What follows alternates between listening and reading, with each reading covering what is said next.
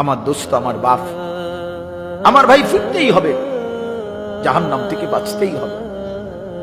দোস্ত, বিষয়টা মামুলি মনে করেন, এটা একটা ওয়াজ করছি এই জন্য, আর 10 জন বক্তা ওয়াজ করছেন, আমিও করছি না রে ভাইয়া, এই জন্য না। সারাটা দিন রাত এই দৌড়ের উপরে থাকি, দৌড়ের উপরে থাকি। এই জন্য বললাম আমরা এক ফিকির, আমাদের আপনাকে এটা ভাবতে হবে, জাহান্নাম থেকে বাঁচতেই হবে বন্ধু। কোরআনে আল্লাহ বারবার একটা কথা বলছে নবীজিকে, আমাদের নবীকে পর্যন্ত আল্লাহ বলছে, বন্ধু ওমা আদরাকা মা হিয়া, এই বন্ধু জাহান্নামের আগুন কেমন আপনি জানেন? নবীজিকে বলছে আল্লাহ। নারুন হামিয়া, বন্ধু আপনাকে বলছি, লেলিহান আগুনের ধাউ ধাউ শিখা জাহান্নামের আগুন।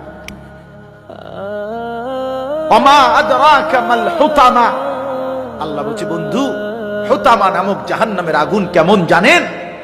তো নবীজিকে আল্লাহ বলছে নারুল্লাহিল মুকাদা, আল্লাহ বলছে নবী আমি আমার কর্মচারী দিয়ে আগুন লাগাই নাই, আমি আমার কাজের লোক দিয়ে আগুনটা লাগাই নাই, আমি আল্লাহর হাতে লাগানো জাহান্নামের আগুন, এই আগুন আমি লাগাই। নারুল্লাহ, এটা আল্লাহ আমার হাতে জ্বালানো। আল্লাতী তাত্তাদিউ আলাল আফইদা, আল্লাহ বলে বন্ধু জাহান্নামের আগুনের প্রথম ফোঁটা, প্রথম স্পর্শ যখন জাহান্নামের আগুনের লাগবে, ছুঁইবে, সাথে সাথে নাফরমানের পুরা দেহ, ভিতরের সমস্ত অঙ্গ প্রত্যঙ্গ, কলজা সুদ্ধা একই মুহূর্তে জ্বালাইয়া ফেলবে। দুনিয়ার আগুন কখনোই এভাবে জ্বলে না। দুনিয়ার আগুন এক সাইড থেকে জ্বলতে থাকে, চেষ্টা করে লাফালাফি করলে, দৌড়ঝাঁপ করলে, ইচ্ছা করলে হয়তো বাঁচানো যায়।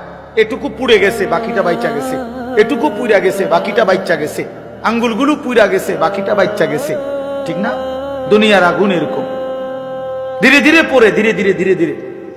কিন্তু আল্লাহর কসম, আল্লাহ কোরআনে বলছে জাহান্নামের আগুন যখন প্রথম সেকেন্ড স্পর্শ করবে, কলজা সুদ্ধা ভেতর বাহির পুরাটা একসাথে প্রথম মুহূর্তেই জ্বালায় ফেলবে।